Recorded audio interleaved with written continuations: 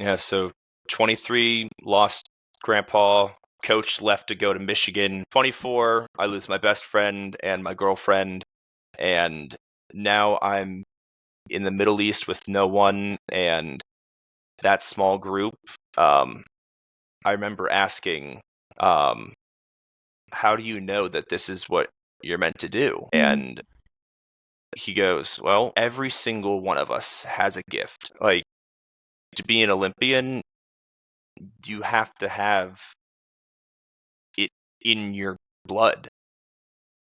The way we're built is different. I believe every single person has a ministry. Ministry isn't just for preachers and it's not just for pastors. It's the way you shine the light that God gave you through His Spirit in all spaces that He's trusted you to walk. That means you on your college campus. That means you at your corporate job. That means you in high school. That means you with your friends at the bar or the restaurant. That means you wherever you are. You have the responsibility to shine God's light in that space, and you get the chance to. Friend, you are beautiful, you are worthy, and you are made to shine. Everybody, and welcome back to another episode of the Made to Shine show. I'm so excited because I've literally been scheduling with this guy for what seems like, and he's laughing because he knows it's true, like a million years. No, and but seriously, I'm so stoked for this conversation because we have someone that I have been stalking from afar because I've been trying to prepare for this interview for so long. And the more I look into what he's saying and what he's doing through his amazing athletic endeavors, but also just being a light for Christ, I'm like, whoa, this guy is so powerful for the kingdom. We have an amazing guest on who is an Olympic gold medalist, a world record holder for the 50-meter backstroke in 2022, and he was the Ohio State 22 Male Athlete of the Year. We have Hunter Armstrong on with us. Hunter, welcome to the show. Thank you for having me. It's about time we got this done. Right? I know. I was like, let's go. I mean, so many reasons too. I also saw in my research, which we're going to have to talk about, you've been coined the Magic Man for some of your card tricks. We're bringing that up. You also have 2 dogs, if I remember correctly from some of the research that I've done. Do. I just got 2 Belgian Malinois puppies. 2 of them too. I mean, that's bold. That may have been a mistake in hindsight, but no, they're wonderful. So, man, it's like having 2 new children, I'm sure. I mean, that's an exaggeration from someone who's never had children, but I can imagine 2 new puppies humbles you very quick. Oh yeah. All that to say, Hunter, seriously, in all respect and seriousness, I am stoked to have you on, because I was telling you this before the show, but mission of this podcast, as everyone knows, is you have a ministry. Ministry is the way you shine God's light in the areas he's trusted you with in your life. And I remember I was doing something on Instagram, and a clip of you came up that you were speaking to a reporter about your prayer life and praying in competition and how important your faith in Jesus is. And I was like, whoa, this is so cool, because what you're doing is kind of shining God's light in what could be considered a really secular space, which is sports, right? And not just sports, but the media coverage you've kind of been a part of through sports. And so I think whether you're a stay-at-home mom or a lawyer or a middle school student or high school student, what you show by example is applicable to everybody. So I'm excited to get into the background of that. But before we do, we have a tradition on this show, which is, Hunter, what is your favorite quote and why? Ooh, favorite quote. So I'm sure we'll end up getting into this as the interview goes on, but I had a really, really hard year, and it was about February where I really saw my life start to crumble. And my brother told me, when God needs to make a man great, he isolates him. And that's completely changed my outlook. Because I was getting beat down. Everybody I knew left me. I was alone on the other side of the country. And that's when I made really big advances in my faith. Because God had to destroy who I was to build me into the man that he had planned for me to become. That's good. It's funny. I literally have that quote written down to bring up to you because that was so powerful. I read that somewhere. I was like, that is so powerful. And I want to dive into that because I think even that concept of like God isolating a man when he's going to break him down to build him up, right? The concept of that means like you, one, have to surrender in that isolation, and two, it's assuming that you trust the God that is isolating you, and you assume he's a good God and he's a good father and he knows what he's doing. I think it also touches on a principle that when I was just looking at all your stuff, I was like, wow, this guy has such a personal relationship with the Lord. Just such a personal, like, God is my father, not boss, not captain. Yes, he is your Lord, he is your master, but he's also your father. Was that, I guess, always at play in your life? Did you always have a personal relationship with the Lord? Or kind of give us some context for what led you to trust him in that isolation in this past year? Yeah, I mean, it was definitely a newfound relationship. A lot of it did come in February. I've always been a Christian. I would volunteer like counseling at church camps, but I really leaned into it within these last year, but also like starting that journey over the last 2 years. I'm a completely different person now than I was just 6 months ago. Wow. So take us through, like, because I think it's so important to give context what your life, all the changes that have happened in a very short amount of time, because you were in college athletics. Well, I mean, we can even back up. It's like you were in college athletics and then COVID happened and then you switched to a different college and then you went professional and you're like this massive, amazing, like Olympian, all this, I mean, just boom, crazy. And this is all sounding like it's happening at the same time you start leaning into your faith. So I guess give us some context just for the people listening. And if they don't know who you are, literally what's happened in just the past 3-4 years that has changed your life so much from an athletic standpoint.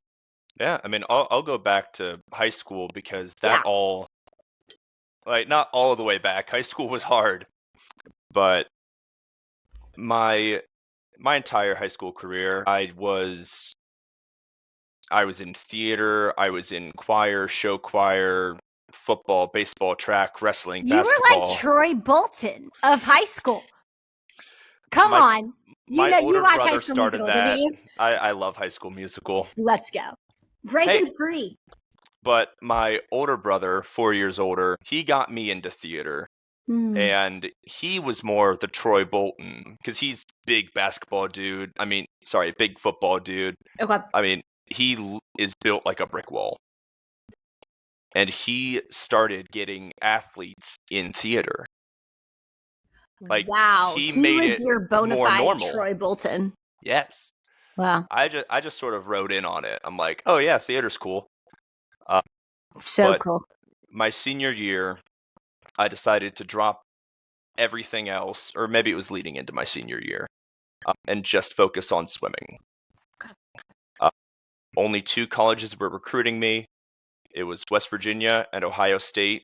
Only one of them offered scholarship, but I ended up making the choice to go to West Virginia for my freshman year Go because, Mountaineers. yeah, Shout out let's to my go sister Lizzie. I Mountaineers. know. For those listening, yep, my sister played soccer at West Virginia. So let's go.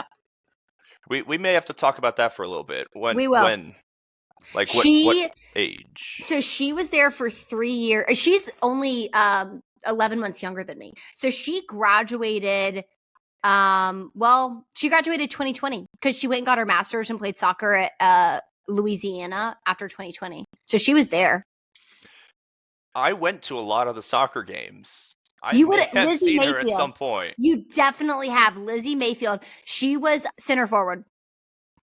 I don't know soccer positions. All I know The is one in the because front. of what's that Apple TV? Ted Lasso. All I know about Oh, soccer. yeah, exactly. Okay, so Lizzie was the one that shoots the goals. Was that who was the guy on Ted Lasso that everybody loved, but he was very serious? Oh, I don't know. You know what I mean? A lot of people yeah, were him for yeah. Halloween last year. So Lizzie was the one that y'all were definitely there at the same time. That's so funny. That is cool. Yeah. But Well, you yeah, didn't stay there. So you I you didn't. transferred. I did. I went there with my older brother, who is 4 years older than me. So he changed majors. He had an extra year. So I did get to spend my freshman year with my brother. That's cool. And then he graduated, COVID hit, and I decided to open the portal and come back home. Come back home to Ohio. Was that, I mean, because I was a senior in 2020. I graduated. I played sports at a much smaller college. Was that weird? Like, I guess faith-wise, like is that when you started leaning into the Lord that you spoke to, or did that come a little bit after? Oh, that was a bit after. I didn't take COVID very seriously. I still remember the day it happened. I had barely qualified. I was like the last person to qualify for NCAA's my freshman year. And Jake's my older brother. Jake was taking me back to practice, and as soon as we pull into the dorm, our phones start going off like, "Hey, there's a pandemic." And I'm like, "Don't worry about it." Then they sent us home, and I'm like, "I'm not going back." Yeah. But yeah, freshman year, West Virginia, sophomore, junior year, Ohio State. Junior year is when I broke the world record, and that's when I decided that I wanted to go professional. My sprint coach from Ohio State ended up taking the job at Cal. So as a 21-year-old, I moved to California, first person in my family to leave, and with my coach. Wow. But that was my first real faith trip. I felt it. That's what I needed to do. And I mean, a lot of bad stuff happened to me when I was in California, but it's part of my journey. And I wouldn't change a single thing. I love that you're vulnerable about that, because I think that sometimes we look at the things God has for us and the path to get there as almost equating, if it's meant for us from God, there will be an ease to it. And it's almost like there will be more open doors than closed, or things will just be easier if it's what God has for us. But in my experience, and it sounds like you can relate to an extent, oftentimes things get harder. Like if it's the thing that I feel like God has for me, opposition comes out of nowhere. So talk to me about, I mean, I even think it's crazy. Like you didn't qualify your freshman year, and then all of a sudden you are the one that's like going to California and like, so talk to me through what that looked like, what faith looked like in a scenario where you were facing all this opposition in California, but really believing like, no, this is still what God has for me. Like, what did that feel like? What were you speaking over yourself? Because I think that's where a lot of people can relate to. I mean, I just knew in my heart that I was supposed to go to California. I didn't know why.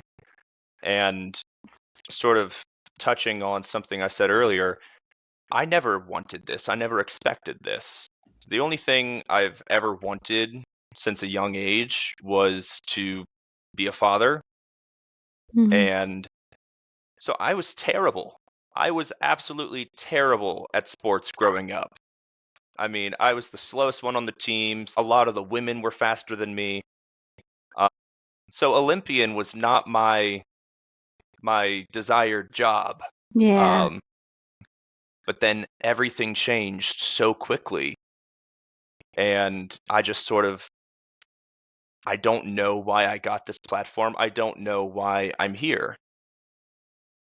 But I know that I'm supposed to be, because it makes absolutely no sense how I did it other than with God. So I want to talk about that, because I think that's something that, especially as an athlete, you are conditioned to work hard. I mean, God gave you gifts. You have to steward those gifts, right?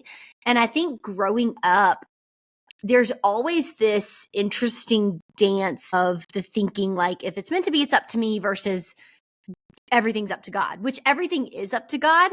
But at the same time, like, he gave us gifts to make sure we steward. Like if you ate Ritz crackers for the rest of your life and just sat on the couch, I don't think you'd be stewarding the gift he gave you to swim that well. You know what I mean? Like, you probably wouldn't be an Olympian. So for you, where did you find, like, when you say, like, if it wasn't for God and like working through all of that, what's the dance there of in regards to like knowing God gave you a gift, but also knowing you've got to steward that gift to get to essentially where you feel peace about being? I mean, I didn't know it was a gift until end of sophomore year. I chose swimming over football because I thought would be easier on my body. I'm broken anyway, so but probably less broken than if I played football. Mm. But my sophomore year, I finished 13th in the 100 back at NCAAs.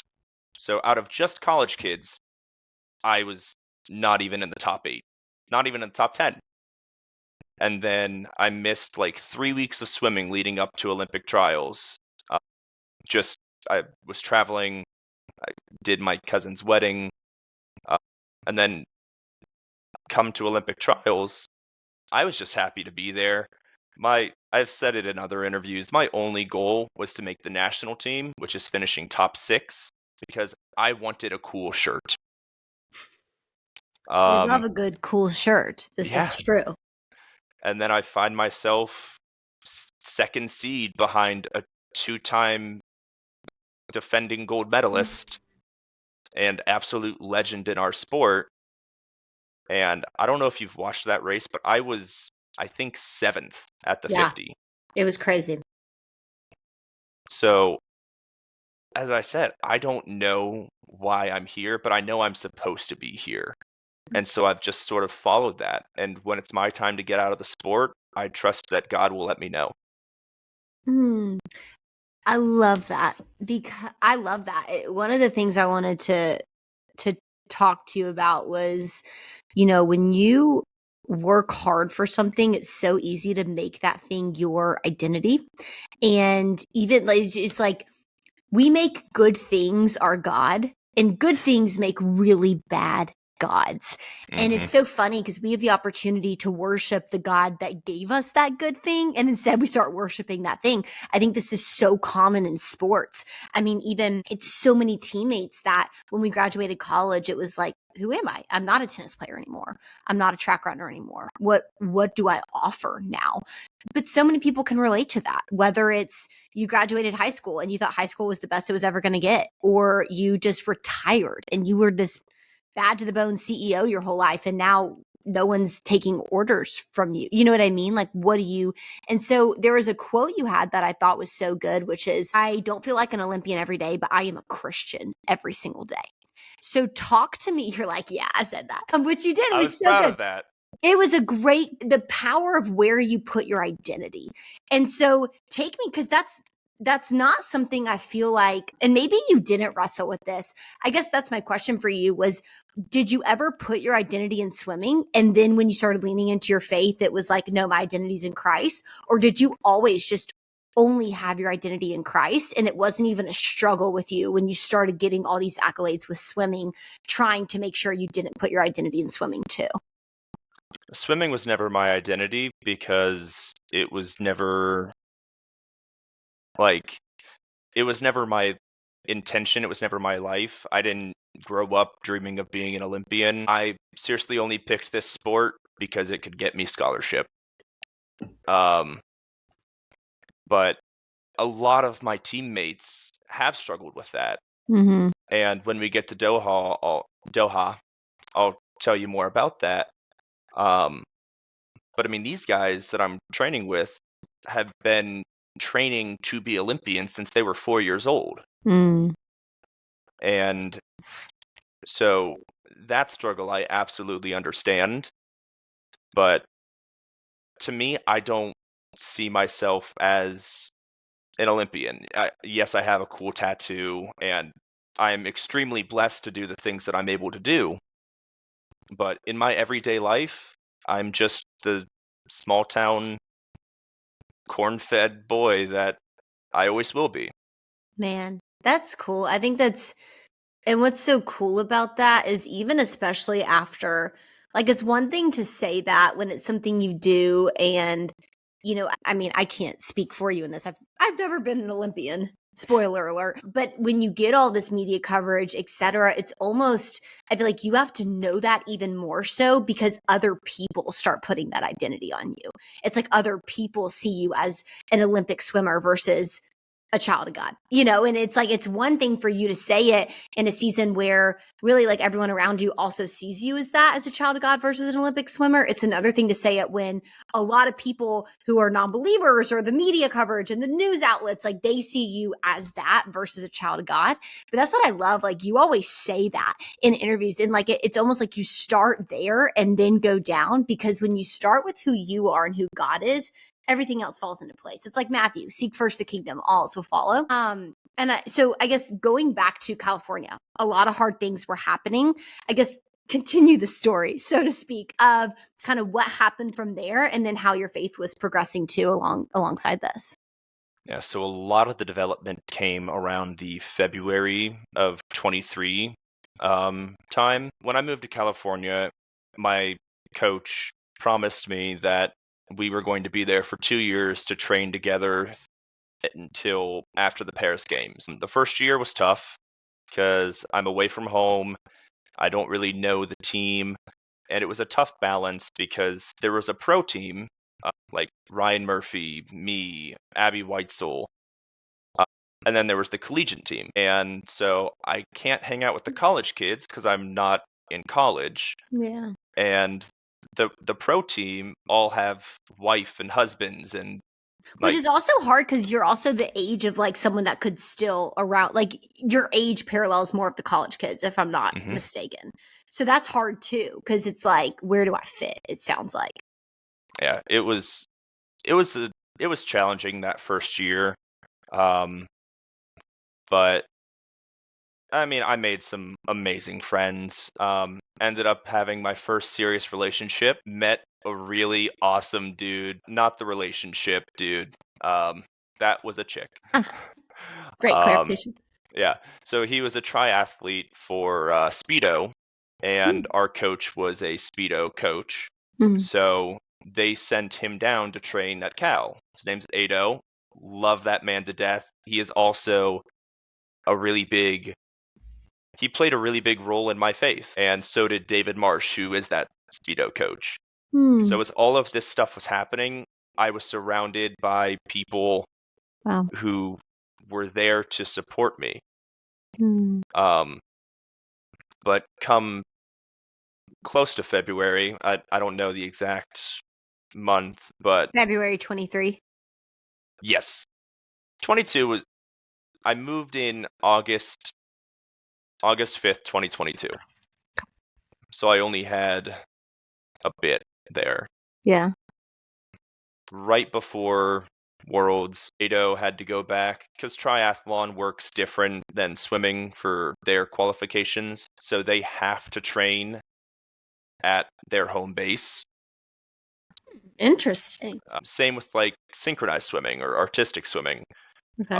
You have to train in Southern California with the rest of them. Whereas swimming's unique, and all of our Olympians train all over the country.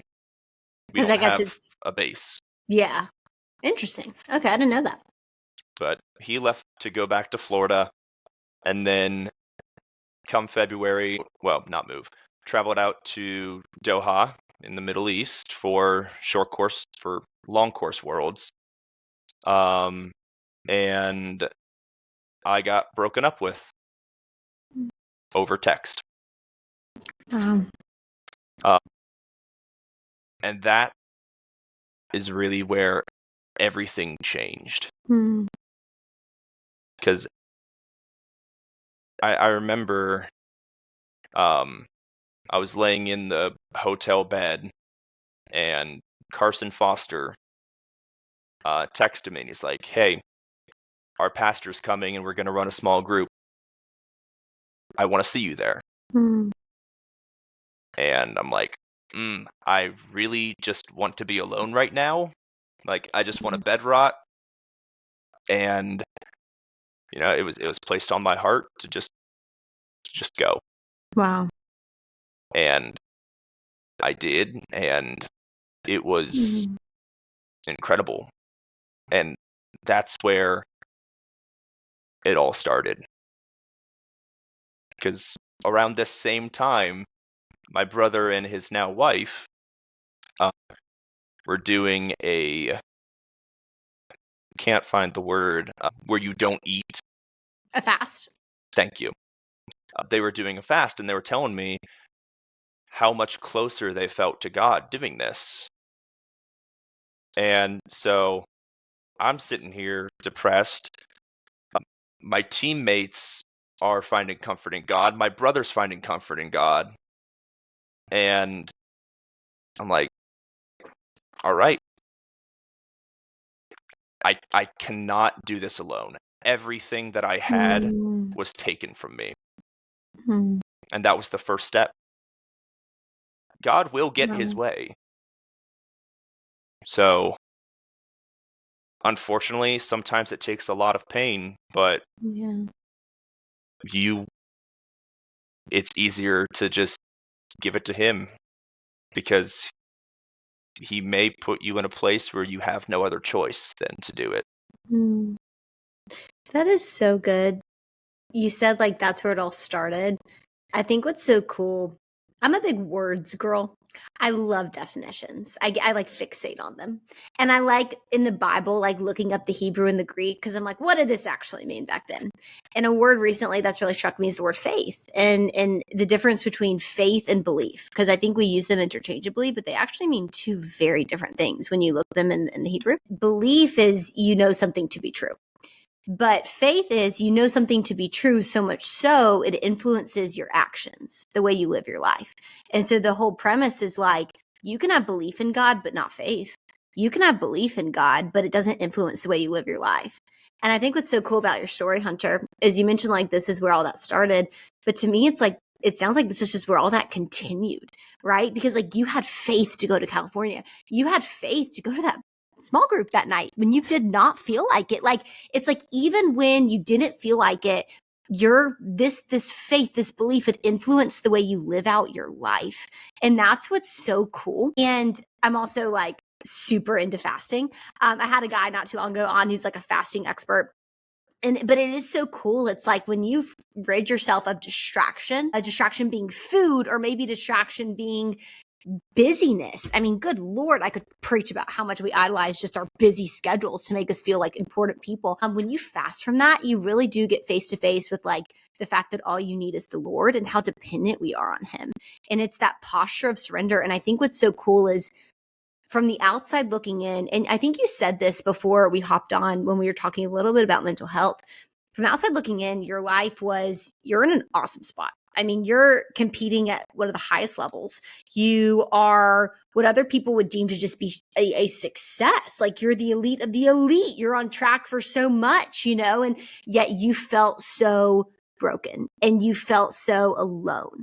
And I think that it reminds me of the story of Job when he lost everything. But when he lost everything, he came face to face with the understanding that all he needed was God. And so it completely redefined what it meant to be blessed. It's not having all the things. It's just knowing all you need is God. That's the most blessed man.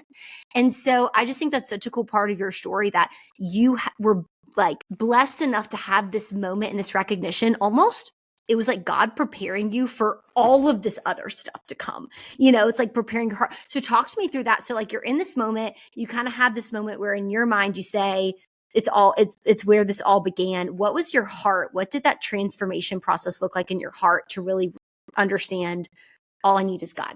And kind of how did that walk out in the rest of your story with swimming? Yeah, so I did forget one piece from 2023. Yeah. So July or August of 2023, the night before the 50 back, my grandpa died. And that was his favorite race, was the 50 back. Cancer took him, and he was in a condition where he couldn't really even open his eyes. He wasn't aware of what was going on. And I remember being in the ready room, about to walk out on deck.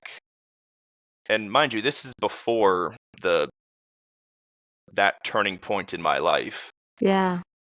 And I remember praying, like, I never pray to win because all of us would. A Mm, lot of the Olympians are Christians. And if all 8 people are back there praying to win, mm, God doesn't play favorites. So my pre-race prayer is, give me the strength to do my absolute best, and may whatever I accomplish be done in your name. Whether that's first place or 8th place, mm, I can walk away with my head high, because there is a lesson that can be taken from victory and loss. mm-hmm, If I win, yeah, I get the spotlight. I get to point up to God and talk about it in the interview. mm, If I get dead last, people are also going to watch how you handle that. mm-hmm. But I remember praying in the ready room, like, let me do this for him. Wow. Like, that's all I wanted, was for him to be able to see his favorite race with his new eyes from heaven. And uh, that was my first ever world title, that race. That's so special. That's really special. That's special too, because it reminds me, I think, of a principle that I think good night, Lord knows literally how much I struggle with this principle, but our job is obedience. God's job is outcome. And when you look to, I think for me, the way that shows up in my own life is in like people pleasing tendencies. I want to please people in a certain way so that we get a certain outcome, so they're proud of me, so I'm not a disappointment. And a quote that I love that I actually have on my bathroom mirror is, the antidote to fear of man is not fearlessness. It's an increased amount of healthy, life-giving fear of the Lord. And like, if you feared the Lord more than you feared man, the whole world would change. And if you surrender the outcome to the Lord and just focus on glorifying him in all you do, the world would change, and that goes back to like the whole mission of the show. It's like, how do you do that? And just what we consider to be little moments of our life that like are just so important. And so I love that. So okay, so you had that before the small group that you were obedient and went to. And Yes. then So take us, like, what happened after that? yeah, so 23, lost grandpa, coach left to go to Michigan. I know, Michigan of all places. And then 24, I lose my best friend and my girlfriend, and now I'm in the Middle East with no one. And that small group, I remember asking, how do you know that this is what you're meant to do? And he goes, well, every single one of us has a gift. My whole life, I wanted to be a singer. You know how I knew that that wasn't God's plan for me? Because I'm a terrible singer. And um, he sort of just talked about our gifts. Like, to be an Olympian, you have to have it in your blood. The way we're built is different. Yeah. And so that was sort of where I recognized, like, I am supposed to be here, Mm-hmm. and he's not done with me yet, because I'm still going. Mm. And people will ask me about retirement. They'll ask me if I'm going to LA, and I tell them, look, 4 years is a long commitment. But truly, I'm going to continue to follow God, because it's not as simple for me to know when he's done. So I'm going to go until I'm going to keep working hard and try to stay on this stage as long as I can, because when he's got what he wanted, Yeah. then I can take a step back, and I can have my family and Mm-hmm. start working on that next chapter of my life. Mm-hmm. That's so good. I think so many of us, we hold so tightly onto God's first draft for our life that we don't realize that, or not first draft, but like the first chapter. You know what I mean? And the reality is there's so many chapters. That's what makes this story beautiful. I mean, even I think about when John wrote in the Bible, like, if I told you of all the things Jesus did, I could not fill the world with the pages of that book. And yet we're here thinking the life goal is to keep doing the same thing really well for the rest of our life. And it's like, why would we want that to be the goal? We should be like so in awe with the fact that we have a God that loves us enough to create and write so many versions and chapters of our story. And like that, the goal should be to surrender always the outcome to him, and also with the timing to him and the chapter we're on to him.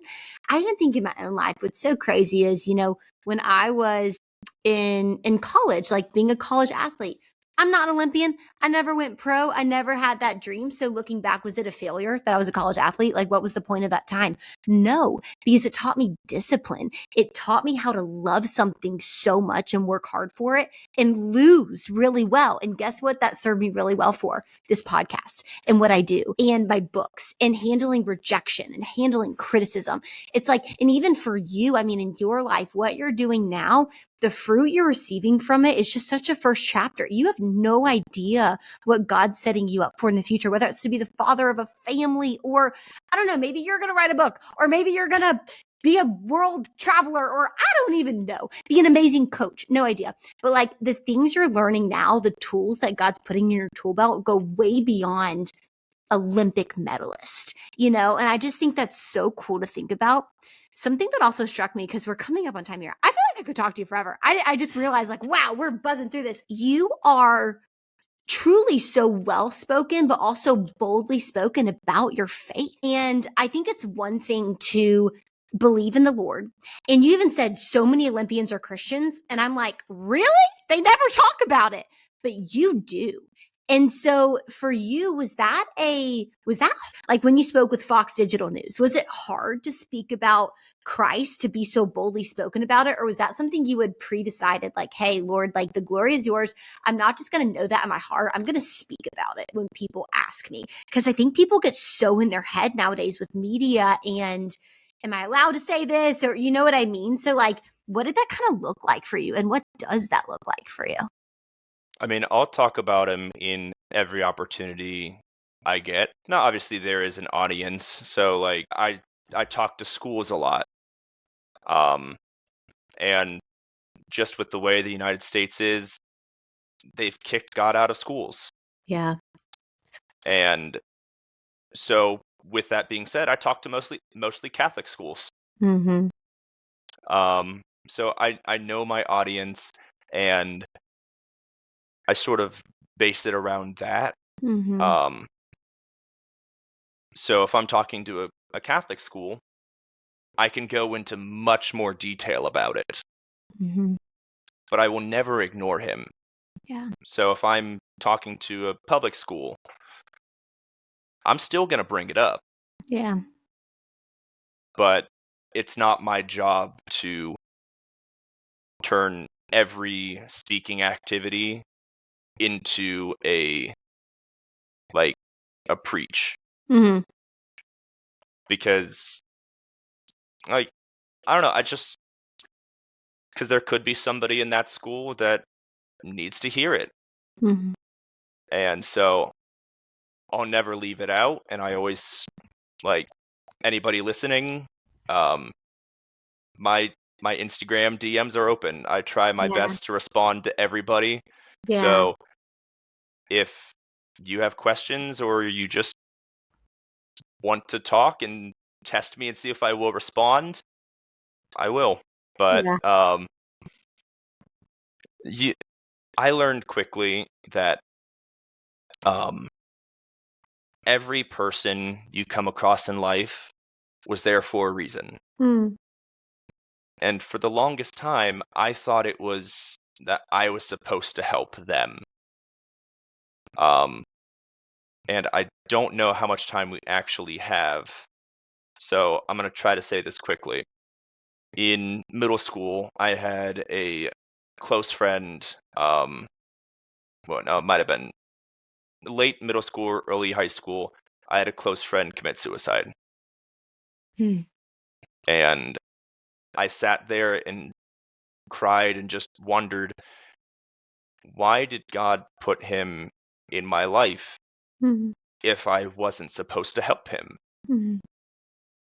And my dad told me that not every person you come across is for you to help. Hmm. It could be for them to help you. Wow. Because that's something that will stick with me for the rest of my life. Wow. Um, and That's so I good. mean, for a little bit of context, he was gay. He got bullied, Hmm. and so that changed my world outlook. That Hmm. changed how I feel about so many things. Yeah. Uh, but every person you interact with was placed there for a Hmm. reason. Yeah. And I believe it says in the Bible, when you get up to heaven, you're going to meet every person who you've impacted. Wow. Yeah. That's so cool. What's so cool about that concept too is it requires such humility. And the other day I was at a small group and we were talking about Jesus washing the disciples' feet and how it takes massive humility to serve. It also takes massive humility to be served and to say, I need help. I need service. When Jesus, I was reading this like 2 mornings ago, when he sent the disciples out to work with people in the towns, and he was like, don't bring a bag, don't bring money, don't bring fruit, don't bring food. And if they reject you, shake the dust off your feet, right? We always focus on the shaking the dust off your feet part. But I was like, but why did he tell them not to bring anything? And I was like, yes, depend on God, but also I think he was trying to teach them how to ask for help because that requires such humility. I think we as Christians, we love to be the helper. We love to be the one that, and then God tells us, serve, love your neighbor. But like when we're the ones, Jesus is washing our feet, we're like Peter, we're like, no, no. And Jesus is like, no, you need to learn how to be humble and recognize I gave you a spirit that can be helpful for people. I also gave you a heart that needs other people to help you. That's the essence of the church. And something too that it strikes me about you is, you do speak about the Lord, but your actions speak so much more than the words that you say. And I think that's the way we're supposed to live, right? It's like the way we're supposed to be a light on a hill. Like people are supposed to be drawn towards us.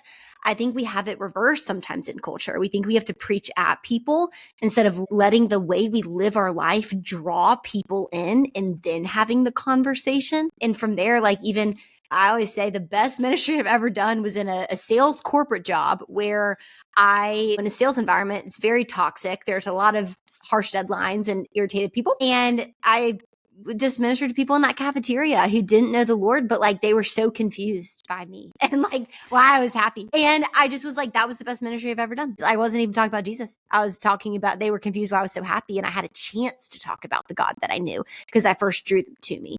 And so I love that you do that because that's something we are all called to do in every space we walk out is shine God's light so that they may want to know the God that we know that gives us that light.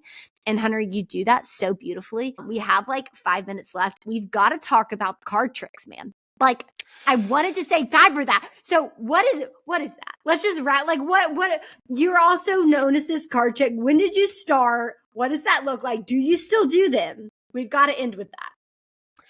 So I am known as the Magic Man, Mm-hmm. partially because of the way I swim, but I also am a magician. And that started just at a swim meet when I was a kid. My buddy showed me a really cheesy, like basic how to do magic tricks on YouTube kind of trick. But it fooled me. And so I went home, I got on the internet, and I learned how he did it. And I'm like, okay, that's actually kind of fun. Mm. And so I learned a couple more, and I went and I showed them to my parents. They hated that night because it was like 11:30, and I'm like, I just learned another one. Check this out. And they're like, no more, Hunter, please. But I say this as a joke. I didn't like how it felt to not know how something was done. Ooh. So now I do it to other people. With the hopes of making them feel like you felt? Okay. And seeing who's going to lean in, I guess, to also want to learn. That's It's so cool. much fun. What I honestly love about that is I love figuring out like fun things that people do, because I don't know, I just think the world limits us all to like one thing that we're known for. You know, it's so easy to be like Hunter, the Olympic swimmer. But then I read this, I was like, wait, this is so cool. He does this other thing. And I mean, this is even like, you know, tying this back to the Bible, but it's true. I mean, Jesus was a preacher and a carpenter and a son of a human dad too, and a friend and a brother. And it's like, we are not just one thing. And I think when we think we have to be one thing, that's when we start idolizing that thing we think that people know us to be. And almost like having different things that you do in your life reminds you, I'm a child of God first. I can do all this stuff for fun, and I can have fun while I do it. So I love that. But Hunter, you are amazing. Where can people find you, stalk you, DM you to ask you tough questions, which you just opened the invitation for, all the stuff? Yeah, so on Instagram, it's where I'm most active. It's just Hunter Armstrong _. It's pretty much the best way to contact me. No, last story before I get cut off here. One of my buddies also very open about his faith. His name's Michael Andrew. Way before I was good, I DM'd him on Instagram, and we talked occasionally, but it felt so cool that Michael would take the time to talk to this fan that he did not know. I wasn't anything special. I mean, he went professional at 14 years old. So, I mean, he has like 160,000 followers on Instagram. I had like 300. But he responded every time. And that's what I wanted to be. I wanted to, like, people think that Olympians and celebrities are so, like, out of touch, unreachable. They're not real people. I want to close that gap. So I encourage people to reach out to me. Yeah. That's so special. I think that's so special because it's like, one, it reminds people too, we can all be that for someone. Like everybody has someone in their life that's been asking them a question, or that comes to mind when they think about like who, if they would be the person in that scenario where they would respond. We also all have people in our life that we would ideally reach out to, and we would feel so touched by their response. And so it's like, one, being the kind of person that does respond. Two, being the kind of person that has the boldness to reach out, you know, because it's like you also reached out. And I think it goes back to that humility. It takes humility to serve. It also takes humility to be served. And so it takes boldness and humility to reach out to you, Hunter, for like a question. And so I think that that's such a great reminder. And you live that out so beautifully and so wonderfully. And it's so evident that like that humility just covers you with the way that you conduct your business and your faith. And it's just all intertwined. You can really tell Jesus is the cornerstone, which I think is so awesome. So thank you for all you are, all you're doing. You got the Made to Shine fam rooting you on in the backdrop. And thank you for your time. I'm so stoked for people to flood your DMs. Can't wait. And I hope that this blessed you and encouraged you, reminded you that God gave you a unique light, and it is your job to shine it in this world because we need you to. That being said, if you were blessed by this message and you can think of anybody else that also needs this type of encouragement, do me a favor, hit like, hit subscribe, leave me a comment. It helps me out a lot and helps this message that I do believe God gave my heart to share with the world gets out. I hope you have such an amazing rest of your day.